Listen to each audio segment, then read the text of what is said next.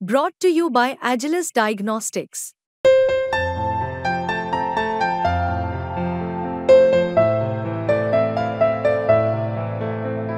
Agilus Diagnostics. विधानसभा निवडणुकीच्या पार्श्वभूमीवर राज्याचे उपमुख्यमंत्री अजित पवार यांनी पक्ष संघटनेत मोठे फेरबदल करण्याचा निर्णय घेतलेला आहे। 2 दिवसांपूर्वी बारामतीत जो मेळावा झाला त्यामध्ये पक्ष संघटनेतल्या सर्व पदाधिकाऱ्यांनी तात्काळ राजीनामे द्यावे असा आदेश अजितदादांनी दिला आणि त्यानंतर जबाबदारी जी आली आहे ती ज्येष्ठ नेते किरणदादा गुजर यांच्यावर, कारण विधानसभेच्या पार्श्वभूमीवर बूथ कमिट्यांचं पुनर्गठन करण्याची जबाबदारी त्यांच्यावर आलेली आहे। खरं तर आपण आपल्यासोबत दादा स्वतः आहेत।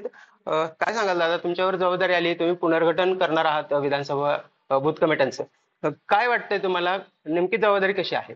नाही, जबाबदारी म्हणण्यापेक्षा मी राजकीय प्रक्रियेमध्ये आज या अशातला भाग नाही। मी साधारणपणे पवार साहेब 1986 साली काँग्रेस या पक्षात आल्यापासून मी पवार कुटुंबियाबरोबर काम करतोय। मी याच्यापूर्वी पार्टीचं अध्यक्षपद सांभाळलेलं आहे, विविध पद सांभाळलेलं आहे आणि सगळ्या निवडणुकांमध्ये टिल डेट आतापर्यंतही निवडणुकांचं नियोजन किंवा उमेदवाराचा निवडणूक प्रतिनिधी म्हणून मी त्या ठिकाणी काम पाहतोय। परंतु आता अशी वेळ आलेली आहे की गेल्या निवडणुकीत लोकसभेमध्ये बारामती विधानसभा मतदारसंघापुरतं बोलायचं झालं तर मतदानाच्या बाबतीत झालेली परिस्थिती, त्याबाबतचं नियोजन आणि याचा जर सगळा आढावा घेतला तर दादांच्या अनेक गोष्टी लक्षात आल्या। त्याच्या अनुषंगाने आपल्याला माहिती आहे की कालच्याच मेळाव्यामध्ये अजितदादांनी सर्वच राजकीय पदाधिकाऱ्यांचे राजीनामा घेतले आणि खंतही बोलून दाखवले की याच्यामध्ये आपापल्या बूथ कमिटीच्या ज्युरिडिक्शन मध्ये, कार्यक्षेत्रामध्ये मतं कमी पडली। याची कारण काय? तर साधारणपणे माझ्यासारखा कार्यकर्ता जेव्हा विधानसभा मतदारसंघाचा अभ्यास करतो तेव्हा मीही काही माझे फाइंडिंग हे अजितदादांसमोर मांडले होते की दादा असं असं होतंय। मग आता त्याच्यामध्ये नेमकं पुन्हा चुकलंय, काय झालंय किंवा काय त्यावेळेला करायला पाहिजे होतं ह्याच्या खोलात न शिरता अजितदादांनी सर्व बूथ कमिट्यांचं पुनर्गठन करावं अशा स्वरूपाचं साधारणपणे सूचना दिल्या। आणि मग अचानक काल मला सकाळी दादांनी सांगितलं की किरण, मला असं वाटतंय की तुम्ही बूथ कमिटीच्या पुनर्रचनेच्या कामात, कारण हा पॅटर्न 1999 साली बारामती विधानसभा मतदारसंघामध्ये मी एक्झिक्यूट केला, कन्सेप्ट मी मांडला आणि त्यावेळेला आपण त्या पद्धतीने काम चालू होतं। परंतु एकाच व्यक्तीने किती दिवस काम करायचं म्हणून साधारणपणे आपल्या सर्व सहकारी तरुण मित्रांवर त्या कामाच्या जबाबदाऱ्या दिल्या होत्या आणि ते काम पाहत होतो। परंतु काम व्यवस्थित चाललं असेल तर काय वाटत नाही, परंतु जेव्हा कामाच्या स्वरूपामध्ये कुठेतरी त्याला केंद्रित स्वरूप यायला लागतं तेव्हा मात्र त्याच्यामध्ये जे आपण म्हणतो ना की सत्तेचं केंद्रीकरण होऊन विकेंद्रीकरण न होता त्याच्यामध्ये कार्यकर्त्यांचा सहभाग हा वाढायच्या ऐवजी कमी होत जातो, तेव्हा मात्र निर्णय प्रक्रिया बदलावी लागती, असा राज्यशास्त्रातला माझा अनुभव आहे। म्हणून ते काही प्रस्ताव मांडल्यानंतर दादांनी सांगितले की आता आपण हे करूया, म्हणून त्यांनी जबाबदारी दिली आणि मग मी ठरवलं की बारामती विधानसभा मतदारसंघामध्ये जेवढी मतदान केंद्र म्हणजे बूथ आहेत तर त्याच्यामध्ये प्रत्यक्ष आता गावामध्ये 117 गाव आहेत आणि बारामती नगरपालिका शहरामधले प्रभाग आहेत किंवा वॉर्ड आपण जुने म्हणूया की त्या ठिकाणी प्रत्यक्ष जायचं, जुने जे कार्यकर्ते मतदान केंद्रावर काम करत होते त्यांच्याशी बोलायचं, जे लोक त्या प्रक्रियेपासून बाजूला राहिलेत, अनेक कारणाने अनेक लोक चांगली बाजूला आहेत, ते का नाहीत या सगळ्यांना एकत्रितपणे घ्यायचं। बूथ कमिटीमध्ये फक्त युवकच आहे, युवती का नाही, ज्येष्ठ का नाही, महिला का नाही, तर त्याचाही साधारणपणे आपल्याला मागोवा घ्यायचा आहे आणि सगळ्यांनी एकत्रित करून बूथ कमिटीची पुनर्गठन आपल्याला करायचंय आणि त्याचं काम उद्या 9 ऑगस्ट क्रांतिदिनानिमित्त मी सुपा पंचायत समिती गणामधून चालू करतोय। बारामती विधानसभा मतदारसंघामध्ये साधारणपणे आपल्याला 6 गट आणि त्याच्या अंतर्गत 12 गण आहेत आणि येत्या 14 तारखेपर्यंत मी हा पहिला राऊंड पूर्ण करणार आहे। याच्यामध्ये पहिला राऊंड पूर्ण करत असताना 1 to 1 प्रत्येक कार्यकर्त्याशी त्या ठिकाणी बोलून त्याच्या समस्या जाणून त्या ठिकाणी आपण त्याची निर्मिती करणार आहोत। ती झाल्यानंतर सेकंड स्टेज 16 तारखेपासून प्रत्येक गावामध्ये जाणार आणि त्या गावातल्या फक्त बूथ कार्यकर्त्यांशी संवाद साधणार। नंतर हा राऊंड झाला की नंतरचा राऊंड राहील की सगळ्यांना प्रशिक्षण देणं आणि प्रशिक्षणानंतर विधानसभा निवडणुकीच्या कालावधीपर्यंत प्रत्येक बूथ कार्यकर्त्याची जबाबदारी काय, त्याने काय काम केलं पाहिजे, त्याने कुठल्या पद्धतीचं रिझल्ट आपल्याला दिले पाहिजे आणि त्याचं इन्व्हॉल्वमेंट ही कशी आहे आणि नेमकं त्याला स्टेटस किती आहे। कारण तुम्हाला काय की कुठल्या कार्यकर्त्याला स्टेटस उपलब्ध करून दिल्याशिवाय त्याला काम करता येणार नाही आणि ते आता करून देण्याची गरज अलीकडच्या काळामध्ये तरुण पिढीला देणं आवश्यक आहे असं माझं मत आहे. तर ते पूर्ण करून द्यायचं आणि विधानसभेपर्यंतच्या बूथ कमिटीच्या कामाचं नियोजन करून त्याला साधारणपणे त्यातून हे कामकाज हे पक्षहिताचं कसं होईल याकडे प्राधान्य द्यायचा माझा साधारणपणे कल आहे. दादा, बारामतीमध्ये अनेक स्थित्यंतर आलेत, राजकीय पार्श्वभूमी बदललेली आहे. तुम्ही 42 वर्ष जवळपास पवार अजितदादांसोबत आणि पवार साहेबांसोबत काम केलेलं आहे. काय आव्हानं वाटतंय तुम्हाला बदलती राजकीय परिस्थिती पाहता? कशा पद्धतीनं आव्हानं वाटतात? आव्हान काय आहे असं मला वाटत नाही. कारण आपण जर बघितलं की बारामती विधानसभा मतदारसंघ निर्वातपणे पवार कुटुंबियाच्या ह्याच्यामध्ये वर्चस्व आहे. परंतु 1967 ते 1988 89 पर्यंत पवार साहेबांनी या मतदारसंघाचं नेतृत्व केलं आणि तदनंतर अजितदादा 1991 पासून टिल डेट आतापर्यंत याचं मतदारसंघाचं प्रतिनिधित्व करत आहेत. अजितदादांचा जर कार्याचा आढावा घेतला तर महाराष्ट्राच्या इतिहासामध्ये सर्वाधिक काम करणारा नेता म्हणून त्याची प्रतिमा आहे आणि ती प्रतिमा नुसती आहे असं नाही, तर बारामती तालुक्याचा झालेला सर्वांगीण विकास याचं श्रेय फक्त अजितदादांना जातं असं माझं मत आहे. कारण जनतेमध्ये जाणं, जनतेचे सर्वाधिक संपर्क साधणं, जनतेची नाडी त्यांनी ओळखलेली, कुणाला नेमकं काय करायचं आणि हे करत असताना मात्र सर्व घटकांना बरोबर घेऊन त्याचा विकास साधण्याचं काम अजितदादांनी केलंय.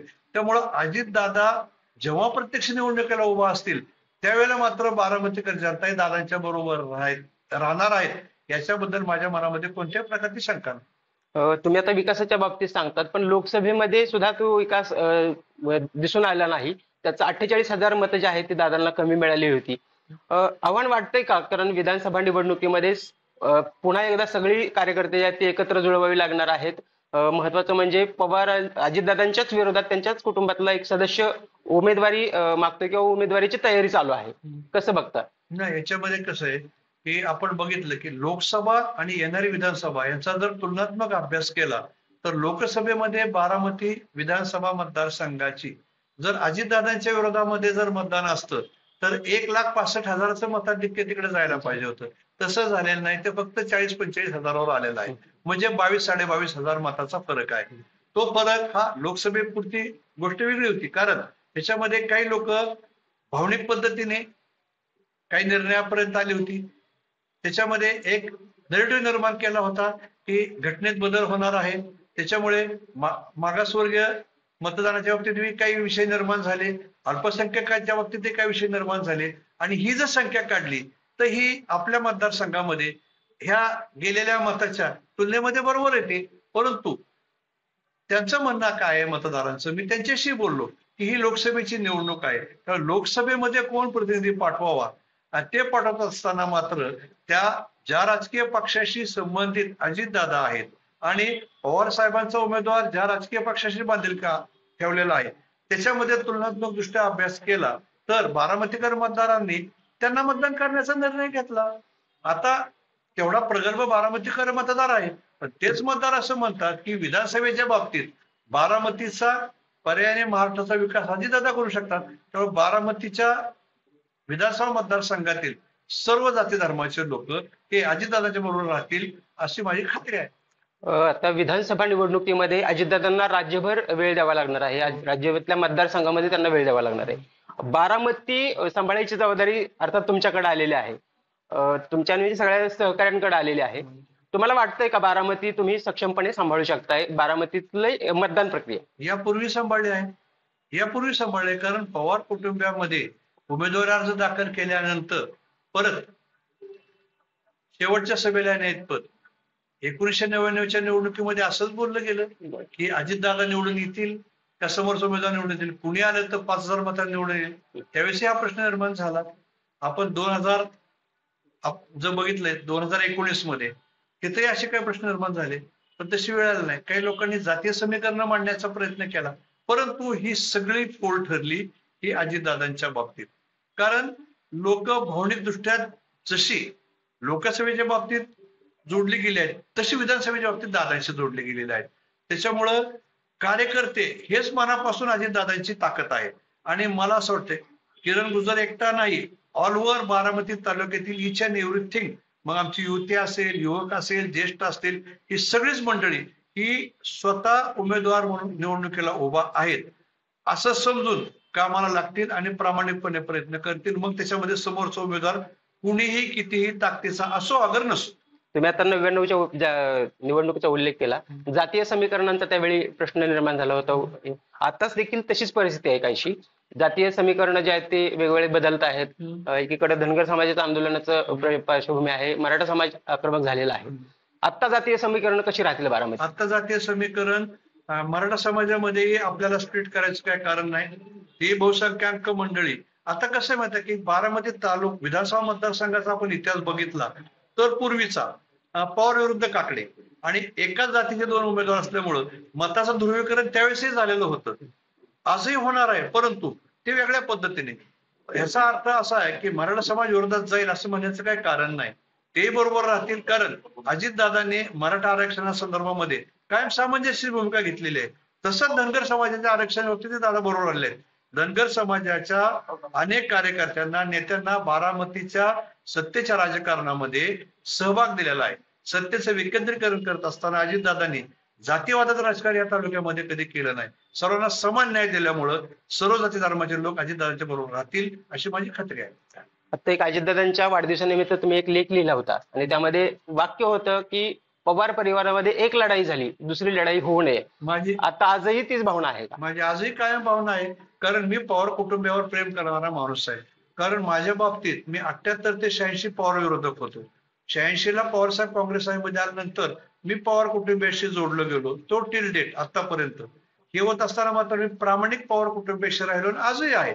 माझे व्यक्तिगत संबंध पवार कुटुंबियातल्या प्रत्येक घटकाशी आहे. त्यामुळं मी एकत्र कुटुंबाचा पुरस्कर्ता आहे. मग ते कुटुंब आपलं राजकीय असू द्यात किंवा आपलं कौटुंबिक असू द्यात. आणि याच्यामध्ये सर्व जणांनी, मग जसं मी घरात माझ्या एकत्र राहतो तसं राजकीय आयुष्यामध्ये देखील सर्व पवार कुटुंबियांनी एकत्र असावं बारामतीच्या हिताकरता, हे माझं आजही मत कायम आहे. खूप खूप धन्यवाद.